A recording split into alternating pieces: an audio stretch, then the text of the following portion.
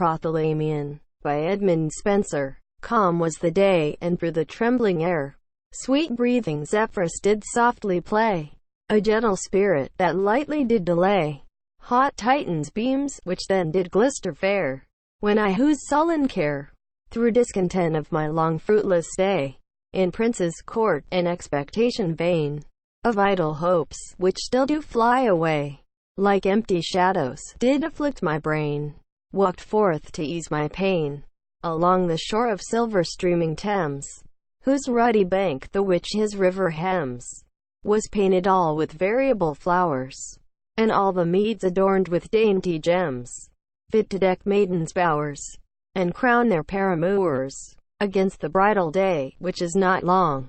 Sweet Thames, run softly, till I end my song. There, in a meadow, by the river's side, a flock of nymphs I chanced to espy, all lovely daughters of the flood thereby, with goodly greenish locks, all loose untied, as each had been a bride, and each one had the little wicker basket, made of fine twigs, entrailed curiously, in which they gathered flowers to fill their flasket, and with fine fingers cropped full fetusly the tender stalks on high, of every sort, which in that meadow grew. They gathered some, the violet, pallid blue, the little daisy, that at evening closes, the virgin lily, and the primrose true, with store of ermine roses, to deck their bridegroom's posies, against the bridal day, which was not long. Sweet Thames, run softly, till I end my song. With that, I saw two swans of goodly hue, come softly swimming down along the lea.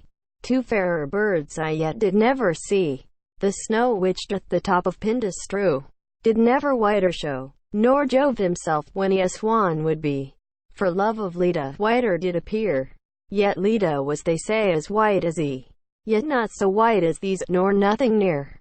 So purely white they were, that even the gentle stream, the which them bare, seemed foul to them, and bade his billows spare, to wet their silken feathers, lest they might soil their fair plumes with water not so fair, and mar their beauties bright, that shone as heaven's light, against their bridal day, which was not long.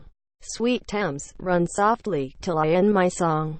Eftsoons the nymphs, which now had flowers their fill, ran all in haste, to see that silver brood, as they came floating on the crystal flood, whom when they saw, they stood amazed still, their wondering eyes to fill. Them seemed they never saw a sight so fair, of fowls so lovely, that they sure did deem them heavenly born, or to be that same pair, which through the sky draw Venus's silver team. For sure they did not seem to be begot of any earthly seed, but rather angels, or of angels' breed. Yet were they bred of summer's heat, they say, in sweetest season, when each flower and weed the earth did fresh array. So fresh they seemed as day, even as their bridal day, which was not long. Sweet Thames, run softly, till I end my song. Then forth they all out of their baskets drew great store of flowers, the honor of the field, that to the sense did fragrant odors yield, all which upon those goodly birds they threw, and all the waves did strew, that like old Peneus waters they did seem, went down along by pleasant Tempe's shore, scattered with flowers, through Thessaly they stream, that they appear through lilies' plenteous store, like a bride's chamber floor.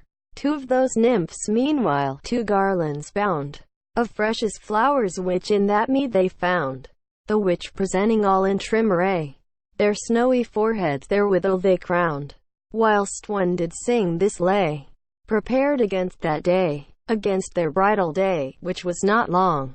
Sweet Thames, run softly, till I end my song. Ye gentle birds, the world's fair ornament, and heaven's glory, whom this happy hour doth lead unto your lover's blissful bower, joy may you have, and gentle heart's content of your love's compliment, and let fair Venus, that is queen of love, with her heart-quelling sun upon you smile, whose smile, they say, hath virtue to remove all love's dislike, and friendship's faulty guile, forever to assoil. Let endless peace your steadfast hearts accord, and blessed plenty wait upon your board, and let your bed with pleasures chaste abound, that fruitful issue may to you afford. which may your foes confound, and make your joys redound. Upon your bridal day, which is not long, sweet Thames, run softly, till I end my song. So ended she, and all the rest around, to her redoubled her undersong, which said their bridal day should not be long. And gentle echo from the neighbor ground, their accents did resound. So forth those joyous birds did pass along, adown the lea, that to them murmured low, as he would speak, but that he lacked a tongue, yet did by signs his glad affection show, making his stream run slow. And all the fowl which in his flood did dwell, gone flock about these twain, that did excel the rest so far as Cynthia doth shend the lesser stars. So they, in ranged well, did on those two attend, and their best service lend, against their wedding day, which was not long. Sweet Thames, run softly, till I end my song.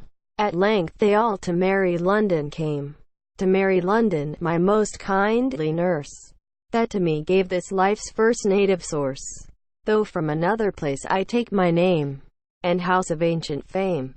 There when they came, whereas those bricky towers, the which on Thames' broad aged back do ride, where now the studious lawyers have their bowers, there whilom wont the Templar knights to bide, till they decayed through pride.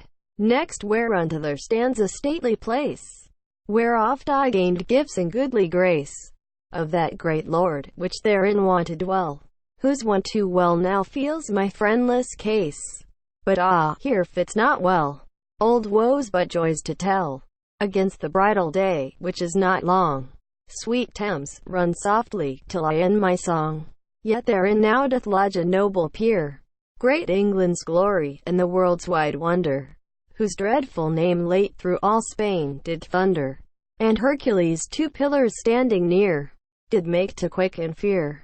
Fair branch of honor, flower of chivalry, that fillest England with thy triumphs' fame, joy have thou of thy noble victory, and endless happiness of thine own name, that promiseth the same, that through thy prowess and victorious arms, thy country may be freed from foreign harms, and great Elisa's glorious name may ring through all the world, filled with thy wide alarms, which some brave muse may sing to ages following, upon the bridal day, which is not long. Sweet Thames, run softly, till I end my song. From those high towers this noble lord issuing, like radiant Hesper when his golden hair in Toshan billows he hath bathed fair, descended to the river's open viewing, with a great train ensuing.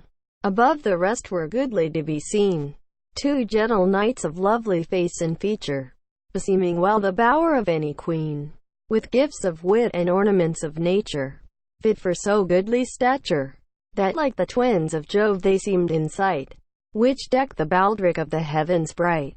They two forth pacing to the river's side, received those two fair birds their love's delight, which, at th appointed tide, each one did make his bride, against their bridal day, which is not long.